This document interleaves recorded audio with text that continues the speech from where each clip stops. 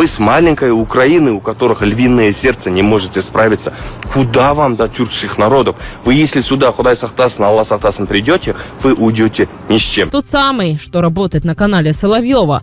Этот персонаж вдруг решил, что беспилотники, атаковавшие НПЗ в Орске, прилетели не из Украины, а из Казахстана. И как настоящий стратег прямо в своем телеграме призвал провести рейд на территорию независимого Казахстана и зачистку в Астане. Но спустя несколько часов пост исчез. Но казахи молчать не стали. После атаки украинцев на российское НПЗ, которое находится в городе Орск, некий российский пропагандист по фамилии Мардан заявил то, что эти дроны были выпущены с территории Казахстана, а не с территории Украины, потому что Украина находится слишком далеко. И он предложил сделать зачистку в Астане. У меня вопрос, ты случайно там берега не попутал? Кто тебе вообще позволит на казахской земле сделать зачистку? И вообще, кто тебе позволит в Казахстане, в суверенном и независимой стране, сделать что-то? Это первый момент. Второй момент.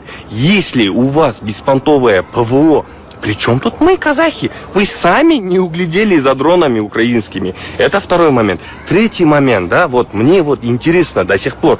Они сами начали эту войну против Украины, сейчас не могут его закончить. Помним, да, все слова «Киев за 3 дня». Сколько дней прошло, кто мне может сказать? Да? Вот, сами раз не можете закрыть эту войну, зачем вы других тянете сюда, а? Вот зачем вы нас тянете? И самое главное, он написал то, что сейчас он думает якобы о том, что куда будет второе СВО, в Азербайджан, либо в Казахстан, или же наоборот. Слушайте, вы с маленькой Украины, у которых львиное сердце, не можете справиться. Куда вам до тюркских народов? Вы если сюда, Худай Сахтасын, Аллах Сахтасын придете, вы уйдете ни с чем. И ведь это не первый раз. Осенью 2023 года этот же Мардан уже орал, что Россия должна вести войска в Казахстан, потому что там открылся центр миротворческих операций НАТО. То есть миротворчество – это угроза, а вторжение – это, видимо, защита национальной безопасности. А до него мечтал о захвате Казахстана пропагандист Тигран Кеосаян. Тот самый, которого в Казахстане внесли в черный список и запретили въезд. Но Кеосаян, как мы уже с вами знаем, никуда уже никогда не поедет. И вот пока одни истерят в Телеграме, другие уже признают. Удары Украины по российским НПЗ работают. Даже госпропаганда вынуждена это признать. Количество налетов растет.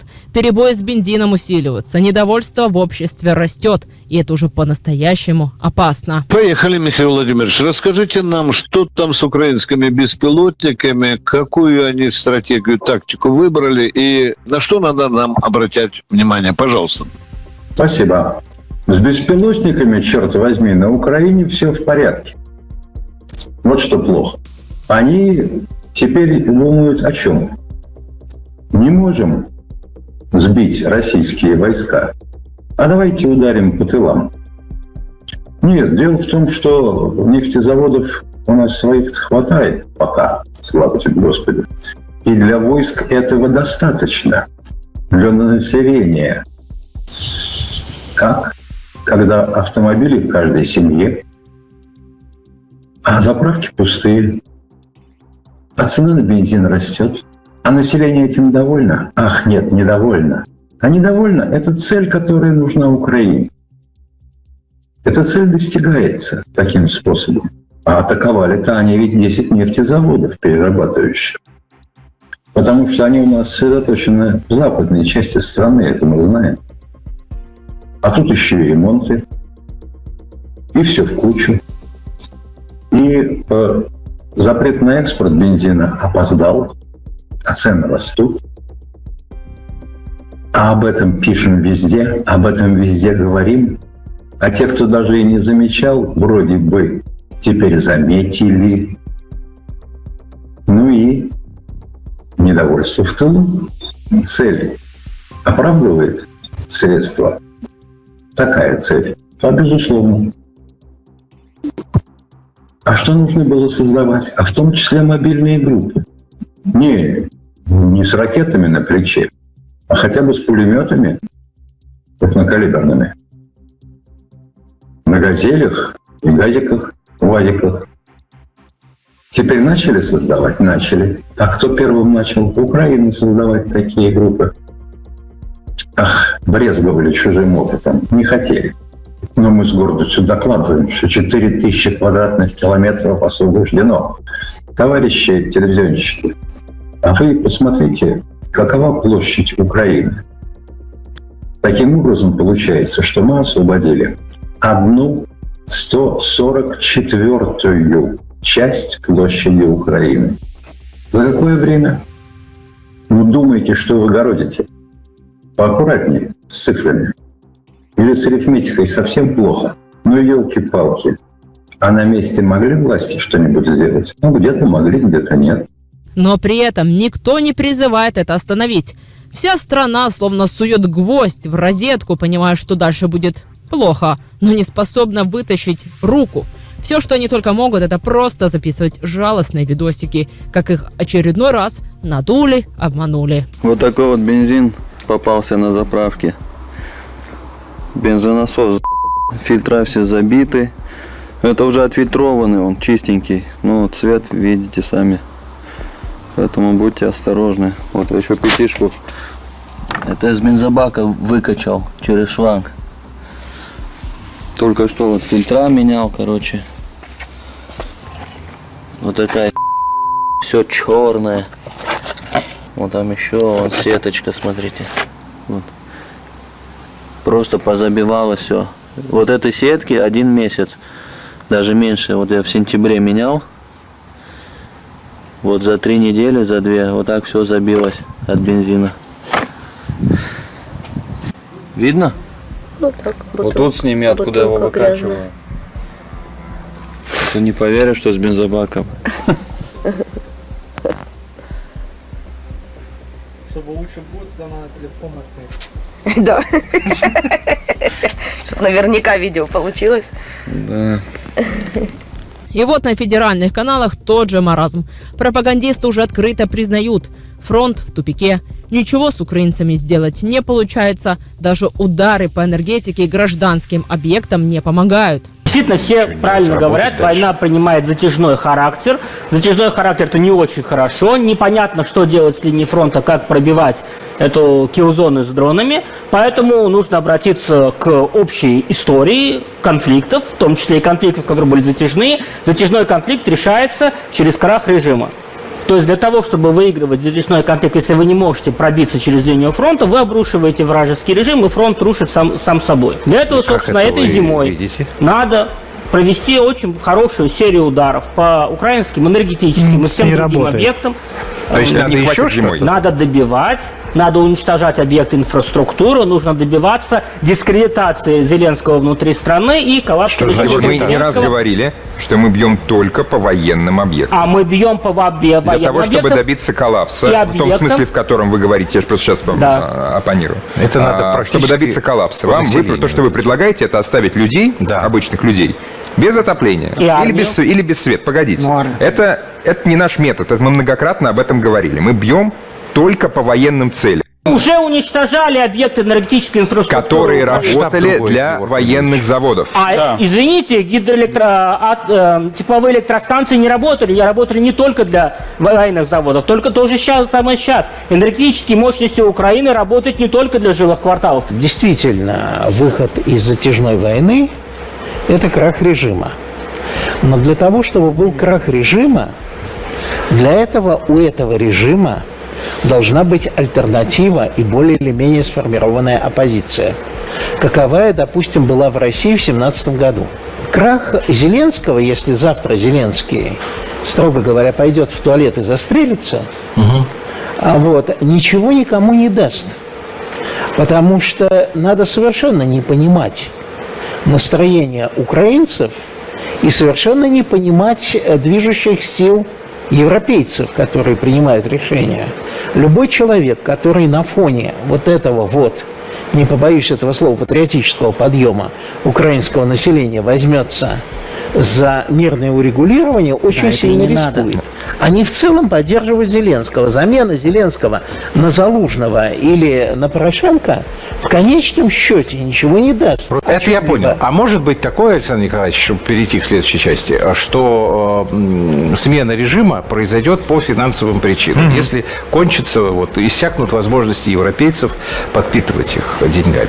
А они не кончатся. Я скажу так, что я опираюсь на мнение командиров, которые там находятся, в группировках, штабах. Они говорят, мы не видим такого сильного ослабления противника, чтобы прямо он сейчас рухнул. Мы продавливаем с огромным трудом, с изменением тактики, протаскиванием людей и так далее, потому что, во-первых, целей нет. Вы должны понимать, что на глубину 30 километров пустынные города.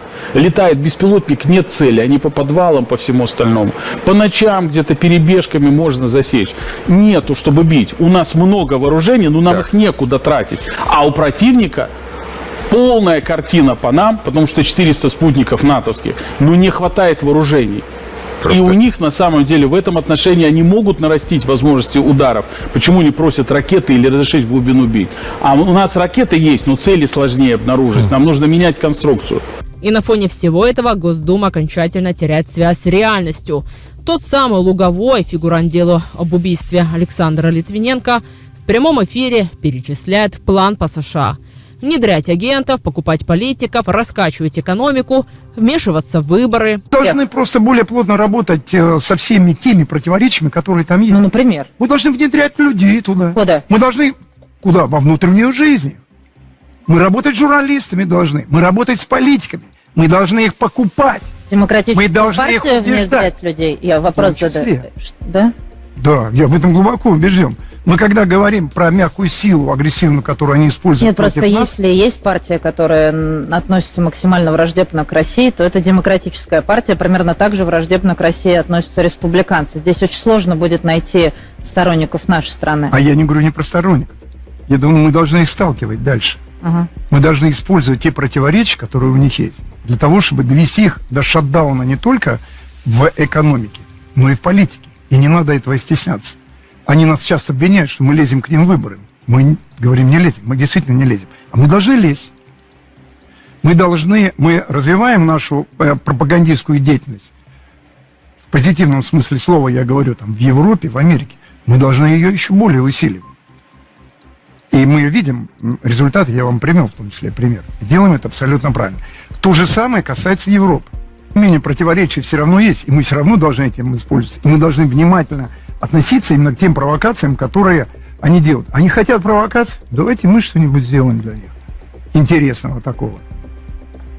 Чтобы потом они не заявляли, что это провокация, внутренне понимали, что все-таки это действительно был им хороший сигнал. Потому что мы красные линии, которые мы начертили, мы эти красные линии, они все давно перешли. Но мы так ярко пока что не ответили ни на один переход, ни одной красной линии. Может быть, конечно, это еще лишний раз демонстрирует то, что мы люди приличные и порядочные. Раздолбите всех там действительно раз и навсегда. И вот на этом фоне россияне все еще верят, что Киев – это сердце России, что Путин вот-вот уничтожит НАТО. И даже не задаются вопросом, а зачем вообще воевать? Просто ждут, когда всех сотрут, и наступит их больной, выдуманный мир. Киев – это не наш задний двор, это сердце России. Сердце России. Там крестилась Русь, оттуда пошла наша культура, вера. Много чего оттуда пошло. Поэтому я считаю, что Владимир Владимирович должен был изначально предупредить: ребята, либо вы убираете свои вонючие джавелины, советников, убирайте с Украины, вас просто и надо было нанести удар еще тогда, когда весь этот поток оружия пошел через Жешув, через главный их логистический центр. Надо было тогда ударить, ну, может быть, не тактическим ядерным оружием, но по-настоящему ударить. НАТО долго не просуществует. Почему так думаете? Потому что это наш президент, он сделает все для того, чтобы Россия не пострадала ни с какой стороны никогда в жизни. Мы в него верим. Владимир Путин молодец. Все. Как вы думаете, есть ли вероятность вооруженного конфликта между нашей страной и НАТО? Конечно. Если он наращивает, правильно? Если бы я с кем-то хотел воевать, Я бы тоже наращивал. Ну, может и самооборона, но это зря будет, правильно? Ну, Третья мировая. Обещали ж. Когда-то Владимир Владимирович Путин сказал, что если драки не избежать, нужно нападать первыми. Не знают на его усмотрение. Мы же за него голосовали. Думаю, он делает все исчерпывающие меры, чтобы государство было целостным и не уступило своей позиции на международной арене. Накалилась ненависть именно Европы и Америки. То есть они хотят подавить именно людей русских, то есть санкциями. Не власть, а именно людей, чтобы люди плохо жили, чтобы экономика была плохая. Это уже не пропаганда, это коллективная гниль, которая прорастает все глубже. И, к сожалению, пока в России находят слушателей для Марданов и других пропагандистов, то это безумие будет только множиться. Друзья, а что по этому поводу думаете вы? Напишите свое мнение в комментариях, для нас оно очень важно. Поставьте лайк этому видео, поделитесь им с друзьями. Пусть больше людей узнает правду.